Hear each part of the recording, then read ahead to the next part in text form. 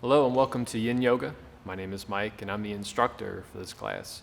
YIN Yoga is a gentle and passive style of yoga. It's for stretching the hips and spine, not just the muscles, but the connective tissues that hold the muscles, the bones, and the organs in place and in line, which is an essential form of any complementary style to strengthening in any form of exercise.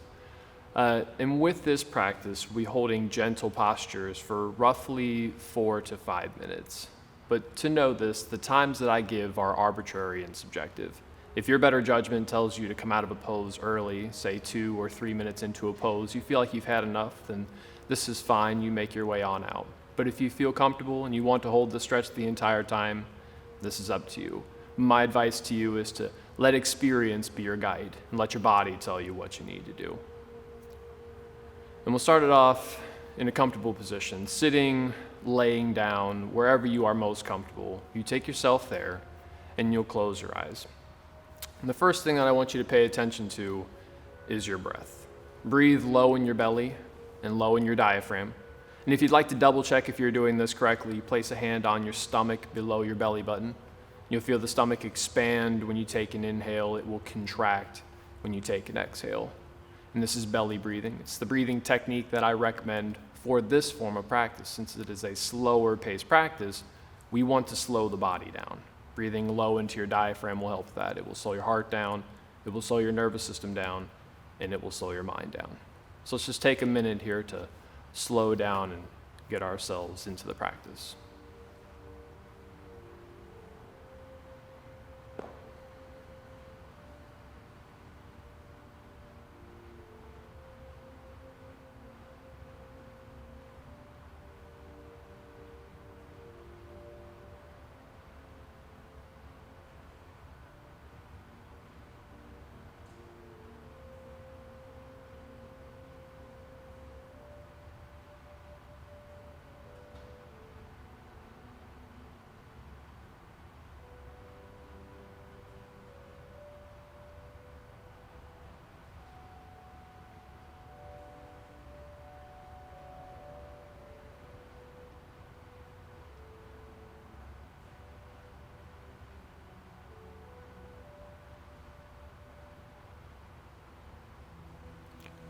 Take a few deep breaths, and when you're ready, you may open your eyes.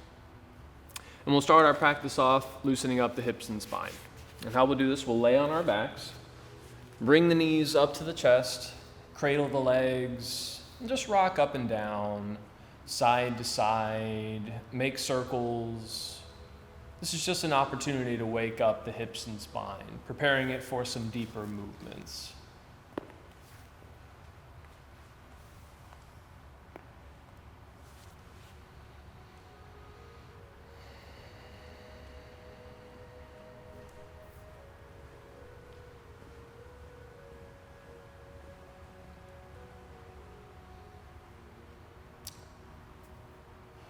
When you're ready, go ahead and come back up to a comfortable seated position. And we'll start this practice off with the inner thighs and with the back stretch. And the pose that I'm showing right now is called butterfly pose, where you have the soles of the feet brought together in front of you, and you'll fall and round into the pose to stretch your inner thighs and to stretch your back. So it'll be a nice broad stretch that you can open palm, wave your hands to.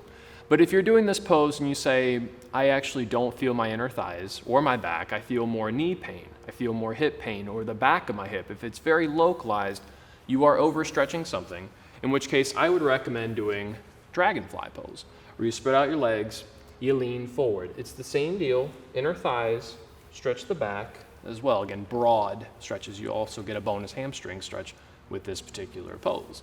And with all of these forward bends, you're going to let yourself relax into the pose. The idea behind this is to let the muscles soften and try not to flex or engage or squeeze muscles as hard as possible. This is the easiest way to overstretch your body. So to allow yourself to relax into it. But if you say to yourself today, I would rather work more of my hips than I would rather work my spine, you could always do another option, a variation of butterfly pose, called reclining butterfly pose, where you have the soles of the feet together and you lay on your back. And with this pose, you let gravity do all the work for you. Again, more for the hips to keep the pelvis and your sacrum level with the floor. It always comes down to intention. What is my preference for today's practice? Do I want to stretch my hips? Do I want to stretch more of my spine? Do I want to stretch both? Which again is different for everybody because we all have different bodies, we all have different needs. But with any stretch, broad, waving the hands to it, say, yes, I feel this stretching. And this is called tension. Tension is a broad stretch, and with it, it's the therapeutic pain that we're looking for in the majority of any yoga pose, a broad stretch, because this is what we can change. We can increase mobility, we can increase flexibility by going through this type of pain. And again, we'll hold this pose for maybe another minute or so. We're already about 2.5 minutes into this. And again, allowing yourself to breathe.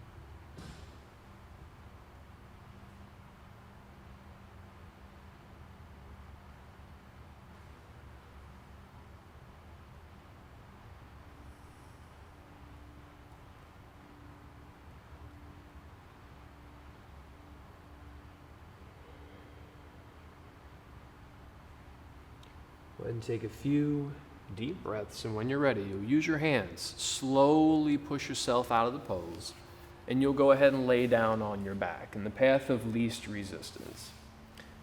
In between every pose, we will take roughly a minute off just to give our body a chance to rebound and recover after holding a pose like that for a while. You don't want to get up and just start doing jumping jacks. It's one of the easiest ways to hurt yourself. So you give your body a moment to let those connective tissues recover.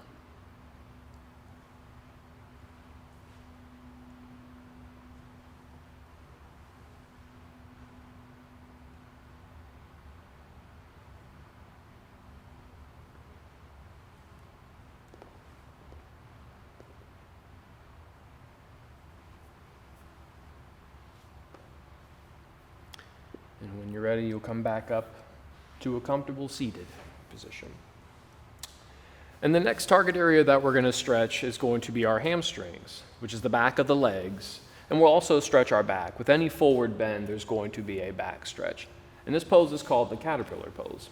You have both legs extended out in front of you. You'll fall in round into the pose as best you can. But don't worry about touching your toes. It's not the point of the stretch. The point is to feel the back of your legs and to feel your back in nice broad stretches.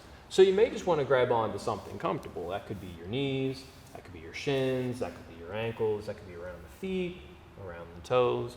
Again, whatever is more comfortable for you. If you can touch the toes, you can always get a bonus calf in Achilles tendon stretch. This is the back of the shin, back of the heel. And with that, again, it's extra. It's not the intention of the pose, but a lot of times if you're already in the area, you may just say to yourself, I might as well get this stretch. So again, grabbing on and relaxing into the pose. If you're someone who is very tight in your hamstrings and you're struggling to round forward, you could always use a prop. You could use a strap. Even a towel may work here. You throw it over your feet. You can use it for leverage to help pull you forward. But try not to pull back so much. If we start pulling back, we lose the benefit of the forward bend, which is half the reason why you're doing this pose, to round into it, to stretch out your spine. But another way to work into this, again, if you're someone who's very tight, you may just want to consider letting your knees bend. Letting your knees bend will allow more of a forward bend for your back, and you'll probably feel just as much of your hamstring stretch if you're tight there. Once again, relaxing into it, feeling a broad stretch that you can wave your hands to. Once again, this is called tension, that broad stretch where you can open palm, wave your hand to it.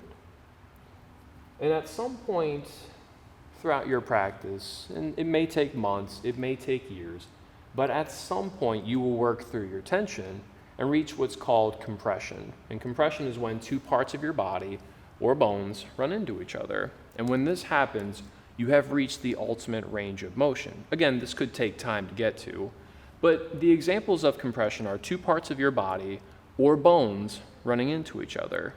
For instance, in this particular pose, 2 points of compression could take place. You might be able to get your chest to touch down to your knees, right? This is compression. You can't physically go past it without modifying, but some people will never get there. Depending on the shape of your skeleton, you may bend forward and at some point say, I have lost my stretch here. I don't feel my back, I don't feel my hamstrings, but I feel this pinching pain right here on the top of my hip sockets. This is your femur running into your pelvis. This is bone on bone pain, in which case you can't go past it. You have reached your full range. However, you could modify around it. And the easiest way to modify is widening your stance.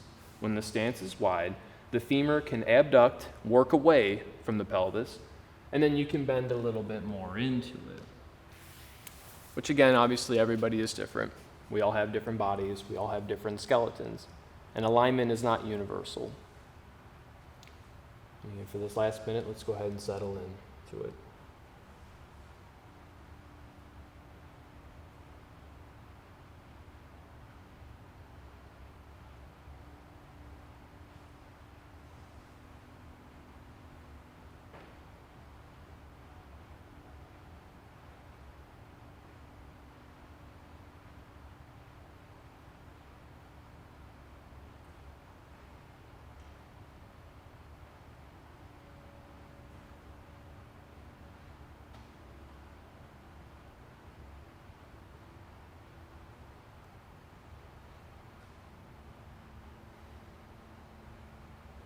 Take a few deep breaths, and when you're ready, you'll use your hands. Slowly push your way out of the pose.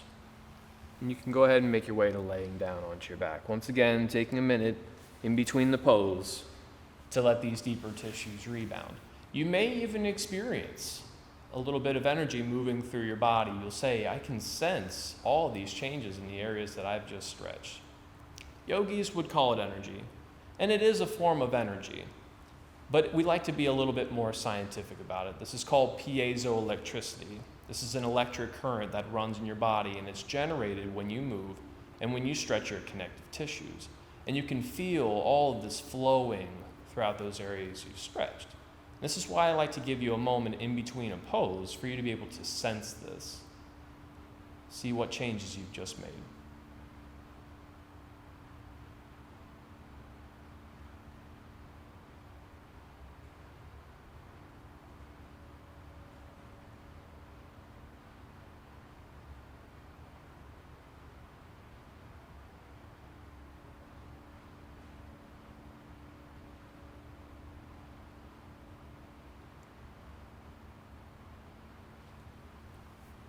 When you're ready, go ahead and slowly make your way back up to a comfortable seated position. And we're going to stretch the IT bands next. And the IT bands run from hip to knee. It stands for iliotibial band, IT band. It's a broad stretch along the outside, but if there's any knee pain or if there's any hip pain, we may have to adjust the pose. There are many ways to modify it.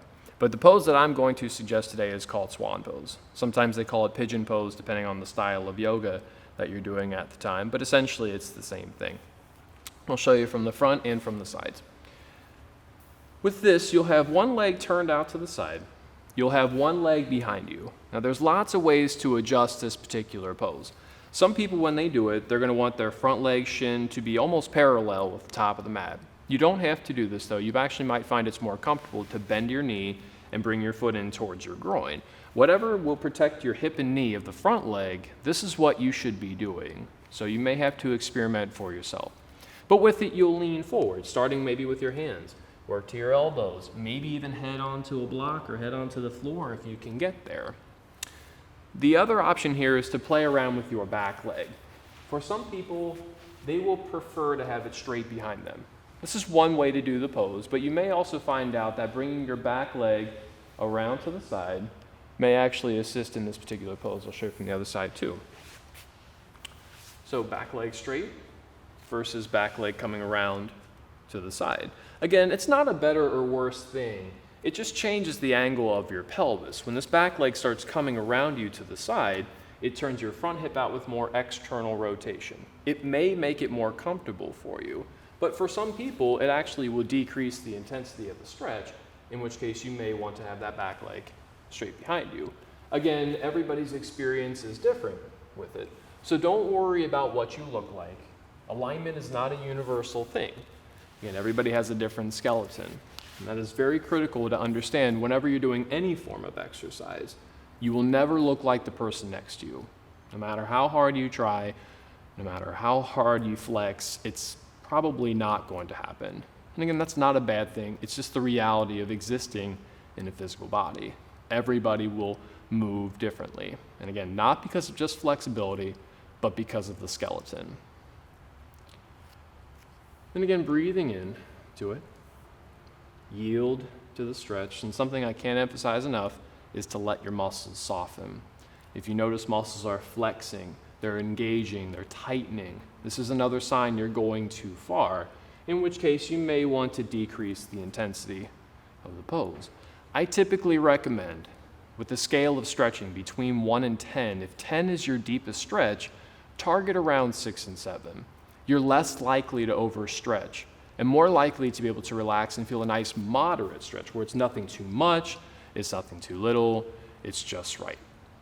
It's something we always joke around about. We say try to find the Goldilocks zone where it's not too much, it's not too little, but it's just right. Which again is very subjective for everybody because we all experience this differently. But wherever that area is for you, let's try to find it. And when you do find it, stay into it. And we're already a little bit over halfway through this particular pose, closer towards the 3-minute mark. So again, for this last minute, let's yield to the stretch. Ease in.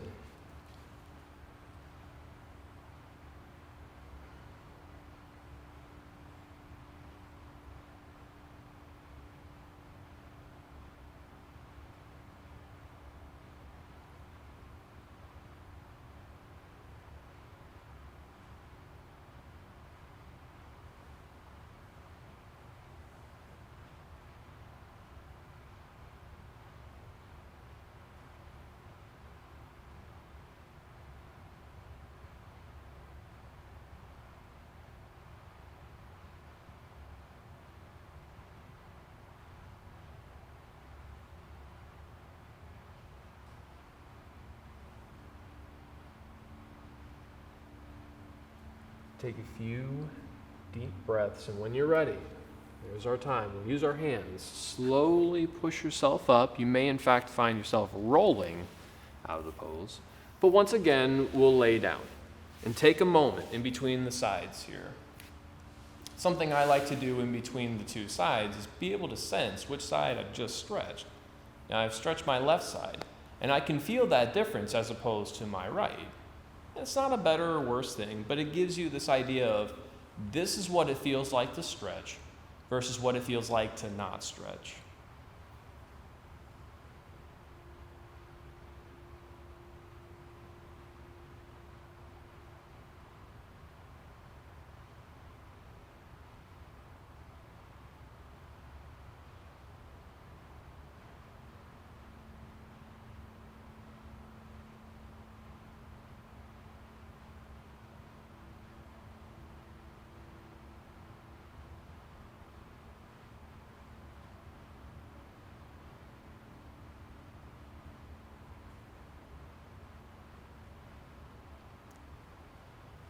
Once again, when you're ready, slowly bringing yourself back up to a comfortable seated position for the other side.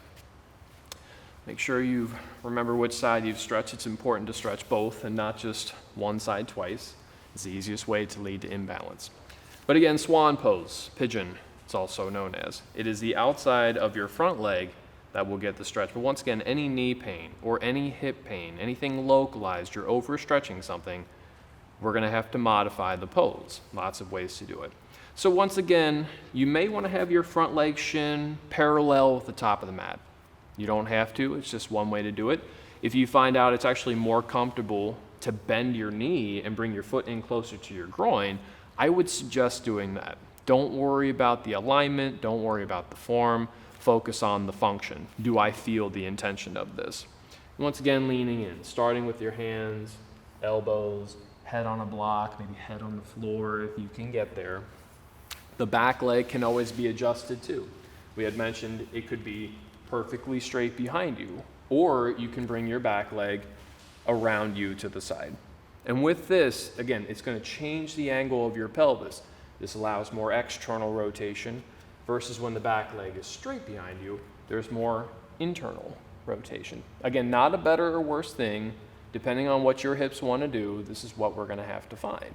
And the only way we can truly find it is through our own experience. And everybody experiences things differently. So once again, leaning into it, breathing in, broad stretch on the outside of the leg. And what you're stretching right now, the IT band, is not a muscle. What you're stretching right now is connective tissue. And it's one of the thickest bands in your body, the IT band running from the hip to the knee. And it's really important to work this because as we age, if we stop moving or if we just stop exercising in general, our connective tissues, they start drying up. And when they dry up, the layers of them will get stuck together. And when the layers get stuck together, you will find your body feeling stiff. And this is why it's important for us to stretch it or really just move in general.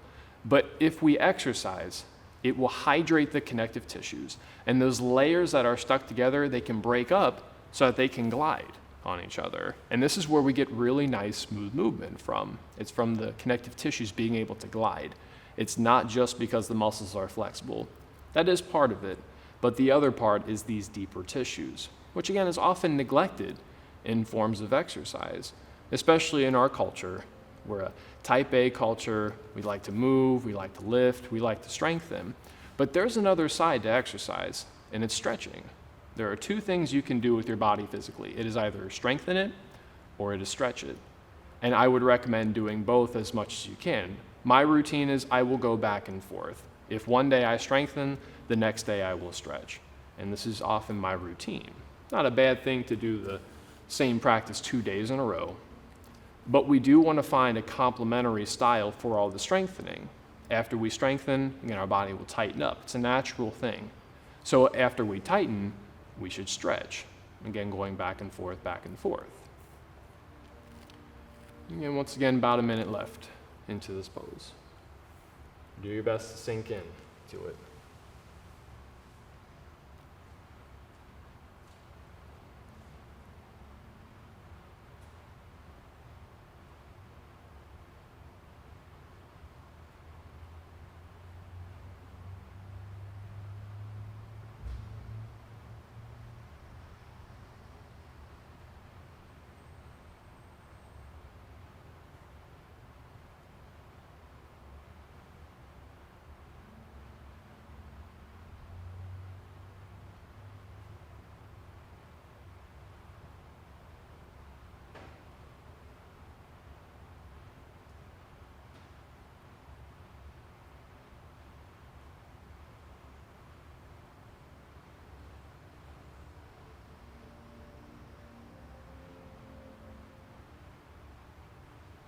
Take a few deep breaths, and when you're ready, you will use your hands, slowly push your way out of the pose, and you'll make your way to laying down. Once again, path of least resistance, whatever that may be. But lay down and observe the difference. Now that we've stretched both sides, you can probably sense they feel a little bit more balanced into this.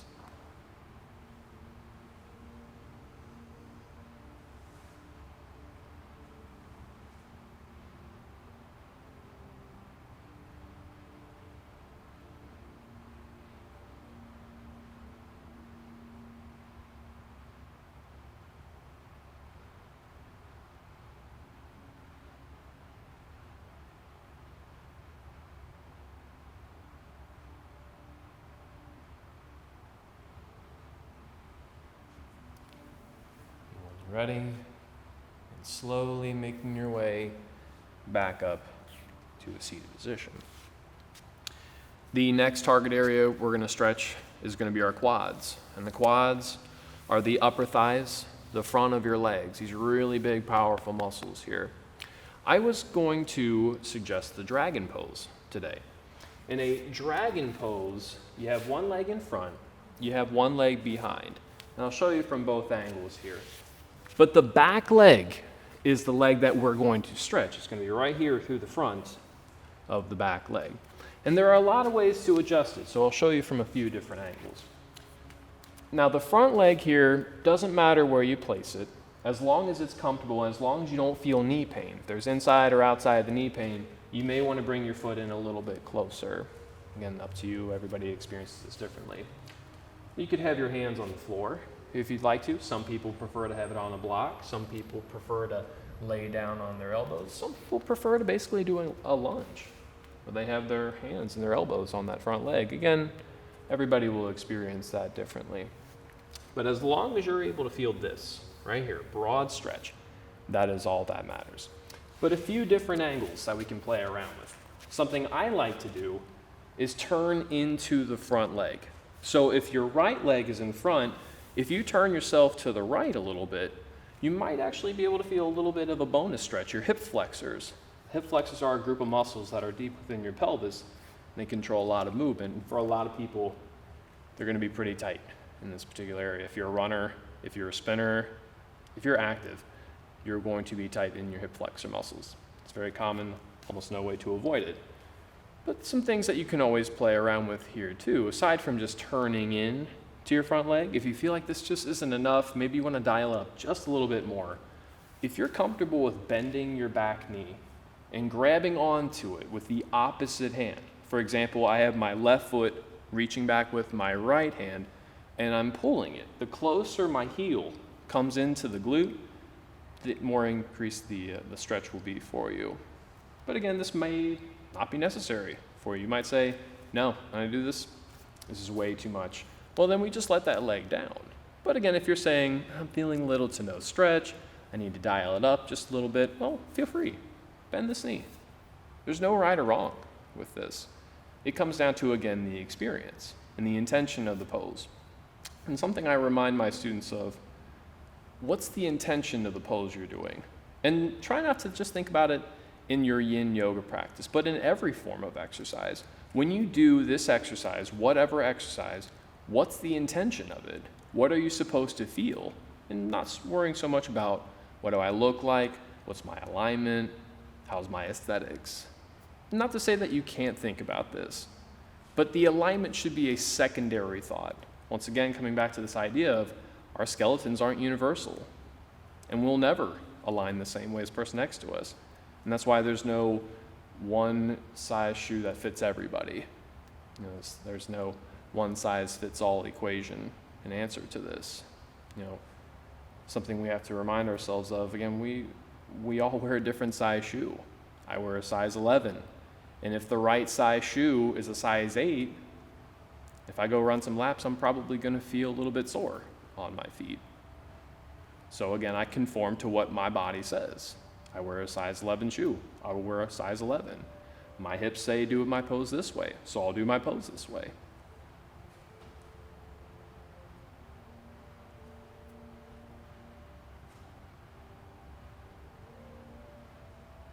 Once again, about a minute left in this pose.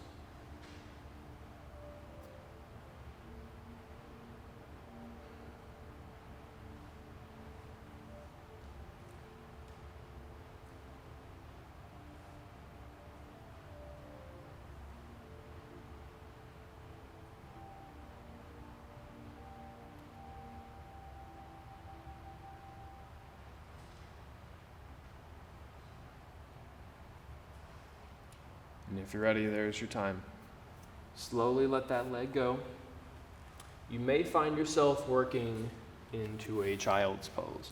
Stretch this front leg, work yourself back, tuck the knees under, and lay down. Child's pose. This is meant to be a relaxing pose for you, but if you're saying, I feel more knee pain when I do this, you don't have to do this pose. You could always just come back to laying down on your back. Once again, no right or wrong. How you feel is always different. So just go with what your instincts tell you to do.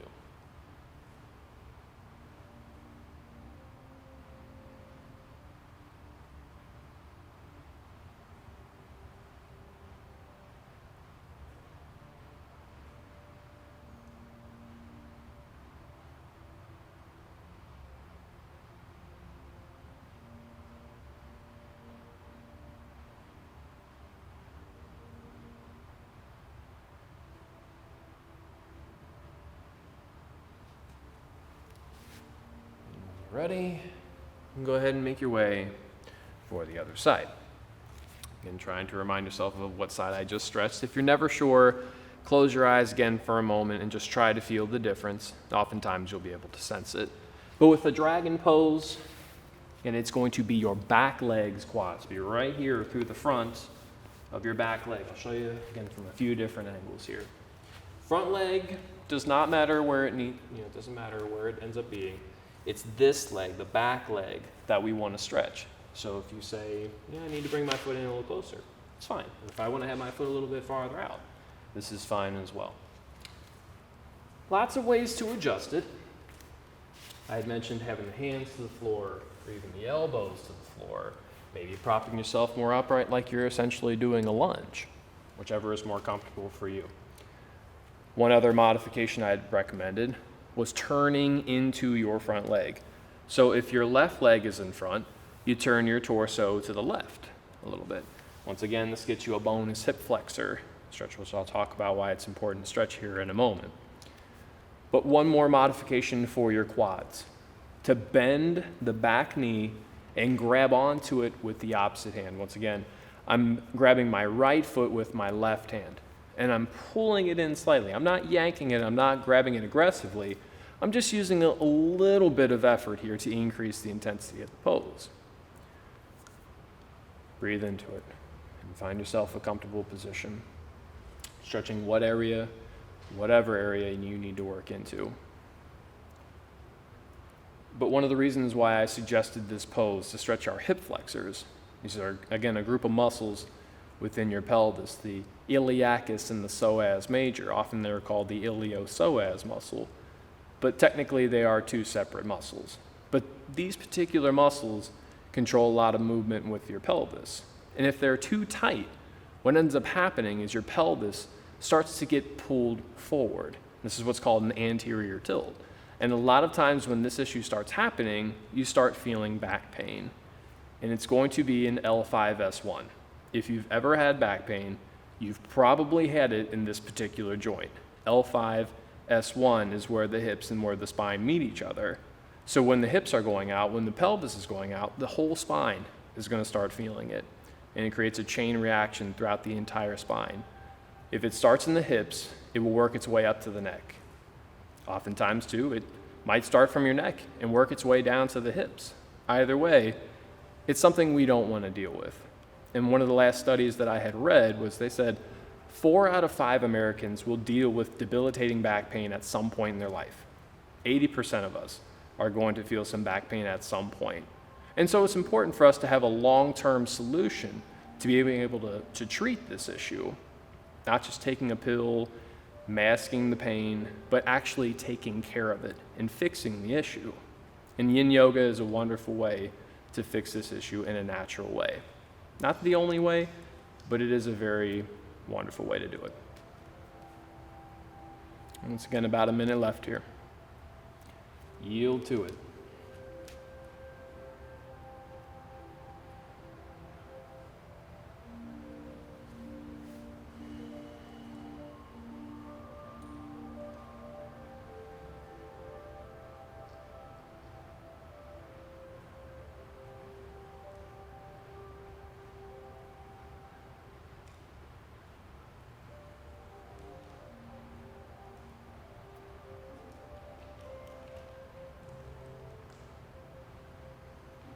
When you're ready, taking a few deep breaths, slowly letting yourself out. A lot of times you'll stretch this front leg and then bring it back in for a child's pose.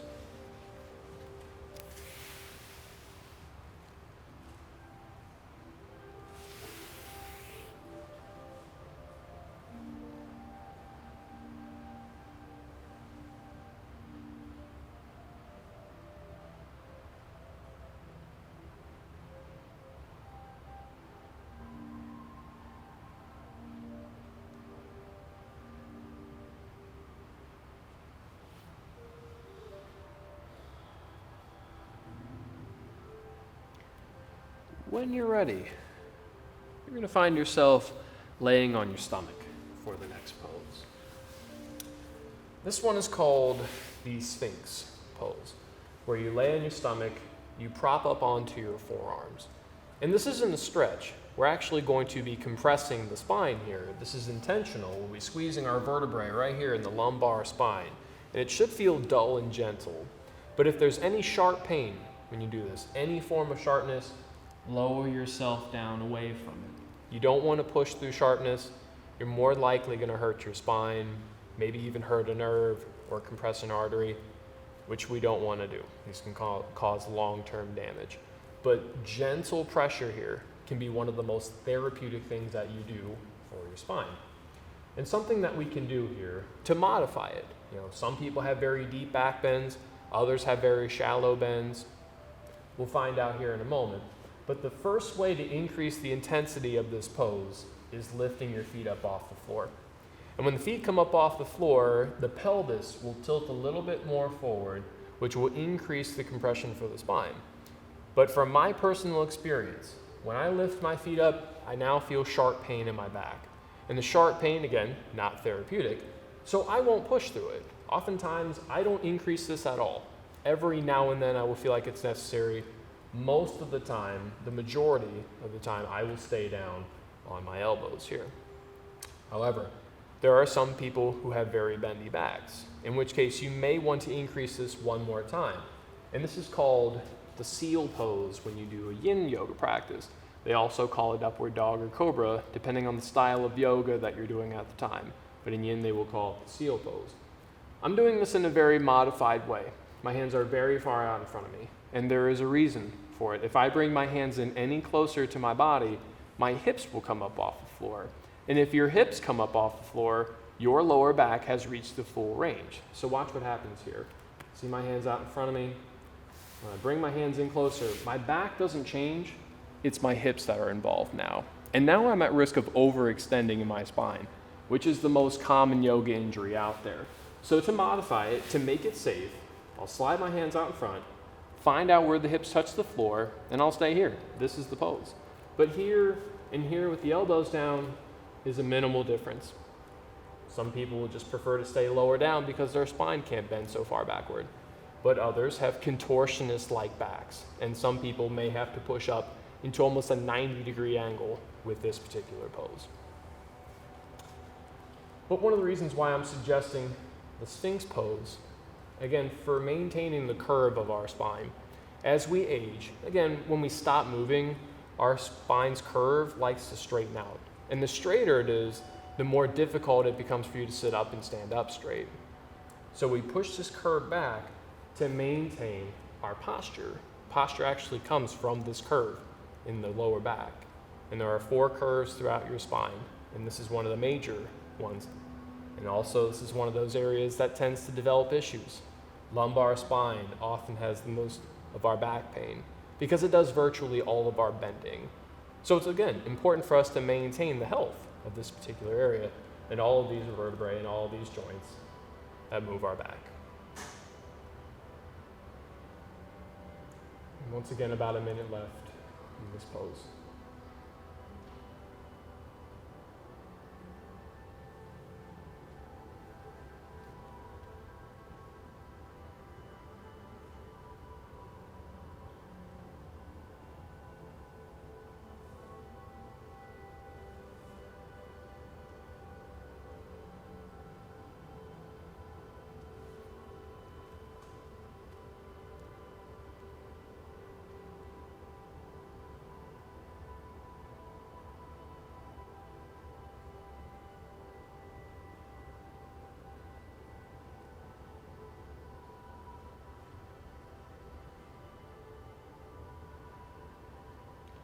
When you're ready, there's the time. And you slowly lay down on your stomach. Arms wherever they need to be. Some people want to have them at their sides. Some people would prefer to have them above their head. Does not matter. Just wherever you're comfortable, go there. It's again taking a minute or two to relax.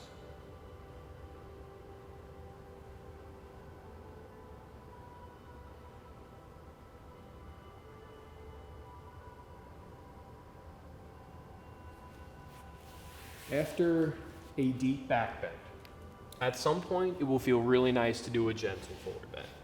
A lot of times the child's pose is your option here. Again, a gentle forward bend.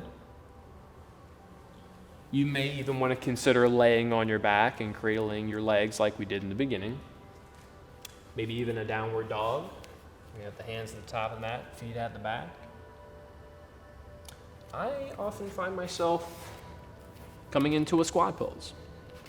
In a squat pose, again, a gentle forward bend here is one of the best things that you can do for your SI joints. I'll show you even from the side here too. Something to keep in mind, if your heels won't touch the floor, it's fine. There are two reasons as to why it's not happening. One of them is tension, you're tight, or it's compression, your bones won't let you do it. If it's tension, it's going to be through the back of the ankle, your Achilles tendon feeling tight, which you could potentially stretch. It could potentially get the heel to the floor. But if you say, I feel pain right here, the front of my ankle, this is bone on bone pain, and you will probably never get your heels to touch the floor without modifying it. So again, if that's you, don't worry about it. Oftentimes, taking the back of your mat, rolling it up a little bit, can offer you the assistance as a prop that you need, right? A little bit of cushion there, give you a little bit of wedge, a little bit of an angle to make it more comfortable for you.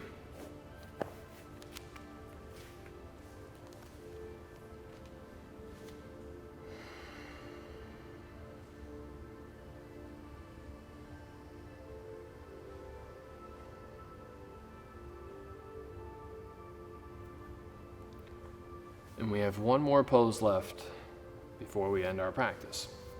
We're going to do a twist, and we'll do it to each side. And I'll show you again from a few different angles, but the reclining twist will be our final posture. This is where you're going to lay on your back. You'll bring your knees up towards your chest, take your legs over to a side, doesn't matter which one, lay them on the floor. And with a reclining twist, the intention is to feel the side of your body. If you're twisting left, for example, it will be lower right side of the back, maybe even the outside of your right leg, sometimes your glute muscles, your butt muscles, just to be crude about it, but essentially the right side of the body will be getting the stretch here. And there are a few ways to modify these things. If you're comfortable in this pose, you may stay there, but you might also find out this is a little bit too much. Maybe you feel a little bit more on the lower back, more not necessarily a broad stretch, but a localized straining pain around the back of the hips. You may want to experience with putting your hands in between your knees. Sometimes putting a yoga block will help too, wherever it's more comfortable, whatever is more comfortable. Use that and go with it. Now, if you're comfortable in the twist itself, there are a few bonus stretches that you could always throw in. Taking your arms out to a T. Arms out to a T can give you a really nice chest and shoulder opener, which again, depending on which way you're twisting, that's going to dictate which side of the shoulder you're stretching. If you're twisting your legs to the left, it's going to be the inside of your right chest and shoulder getting the opener. But another thing you could always do is have your arms above your head. Arms above the head can stretch a little bit more of your obliques, a little bit more of your side body. You may also feel your triceps being stretched as well. A few things that you can do with your neck. If you'd like to stretch your neck, look away from your legs. So if your legs are going left, you will look right. But if you're saying to yourself, I might like a little bit more of my chest and shoulder opened, take your head and look with your legs. So if your legs are going left, look left. And this can open up that right shoulder just a little bit more. And feel free to do all of these things. You know, there's no rule that says you have to just pick one and stick with it. You have plenty of time for them all. You could always do a minute here. You could do a minute there. Whatever your body's calling for in today's practice. But the last thing for you to adjust is going to be the position of your legs. Keeping your knees stacked is often how we start it. But if you felt like you could use a little bit more here, what you can do is take your top leg over your bottom leg. You see how this is a little bit more pelvic rotation. And this can increase the intensity of the side body stretch. But if you try this modification and you say, I can't relax anymore, I'm feeling more of a localized strain in the back of my hips, you're going too far, in which case just keep the knees stacked, you're better off here. The intention of this is to not stretch as far as possible. We want to feel something comfortable, a nice broad stretch that we can ease into, that we can relax, and maybe even fall asleep into. Every now and then that might happen, which is not a bad thing. When we do a yin yoga practice, when we slow our body down, our nervous system will slow down with it. It's called the parasympathetic nervous system. This is the part of your nervous system that's responsible for cooling you down, calming you down, making you relax, coincidentally making you sleepy. And once again, staying here for one more minute.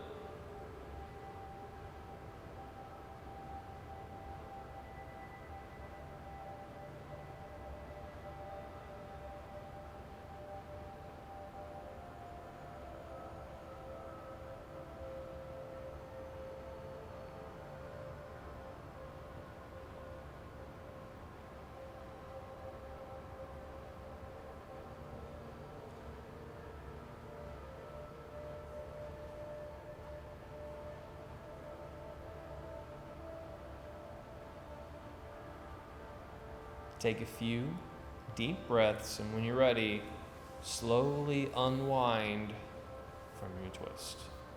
You can lay on your back if you'd like to. Some people prefer to just lay on their side. That path of least resistance, take it.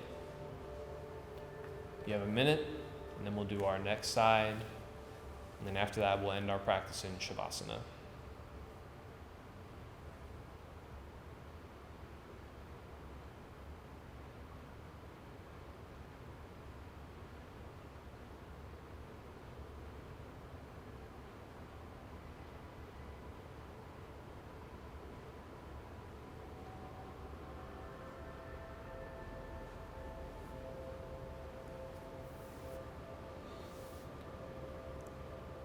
When you're ready, go ahead and make your way for the other side. Whichever side you're on, and that's the most important part of it. With a reclining twist, you will lay on your back, bring your knees up to the chest, take your legs over to the side, and lay them on the floor. Two sides are not the same, though. You may get to the side, notice, maybe I can't get my knees together. I can't get my legs to the floor. You may want to consider using your hand, again, put in between your knees, put under the bottom leg, or maybe use a yoga block if you happen to have one.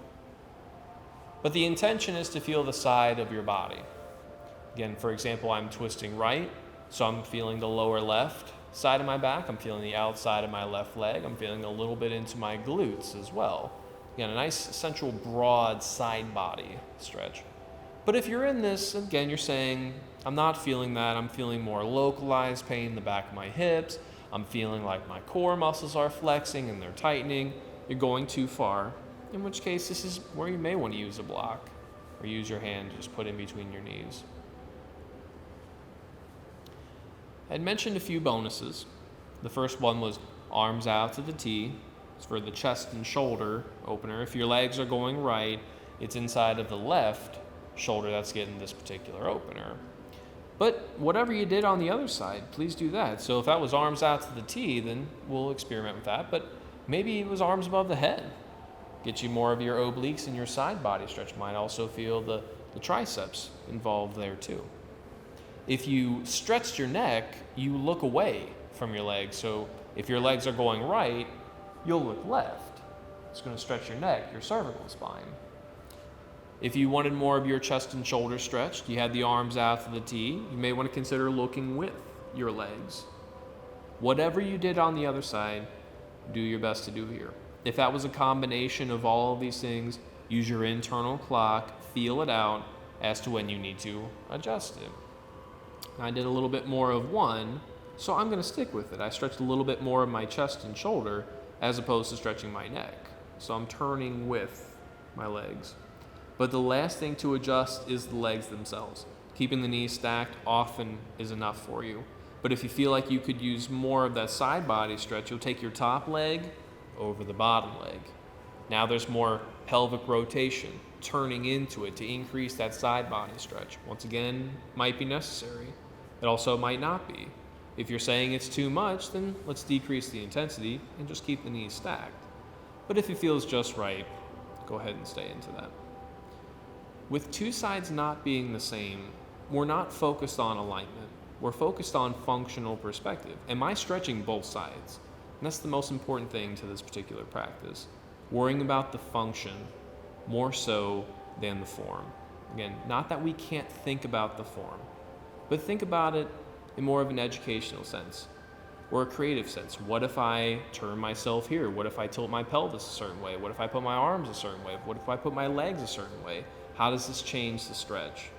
And don't be so rigid with it needs to look this way. Once again, our skeletons aren't universal, and no two people will ever do a pose the same way. So you'll find out what you need through your own experience.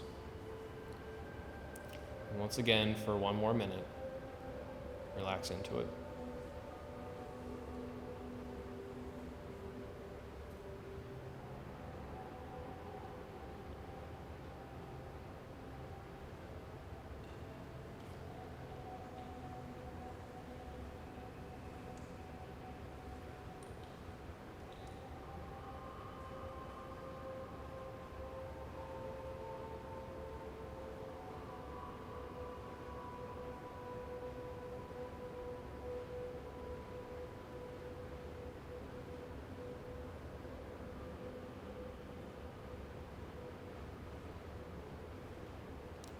Take a few deep breaths, and when you're ready, slowly unwind from your twist. Maybe lay on your back, you can lay on your side, bring the knees to the chest and cradle the legs. Do nothing, resist the urge to move. Take a minute for yourself, and then we will end our practice in Shavasana.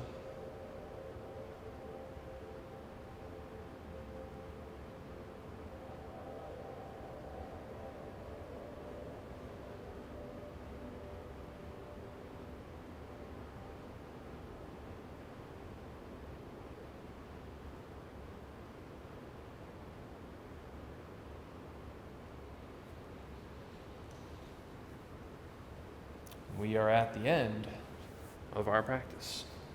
And with Shavasana, the corpse pose, a few options for you. You may just want to lay on your back. You can also lay on your side. You can lay on your stomach. You can sit upright in meditation. Wherever you're most comfortable, go there and close your eyes. And there's nothing to see at this point, just more to feel and pay attention to. Focusing on your breath again. Breathing low in your belly, low in your diaphragm. Turn your senses and your awareness within. And for these last few minutes, give your body a compare and contrast. How different do you feel right now as opposed to when you first started your practice? What changes have you made in the past hour?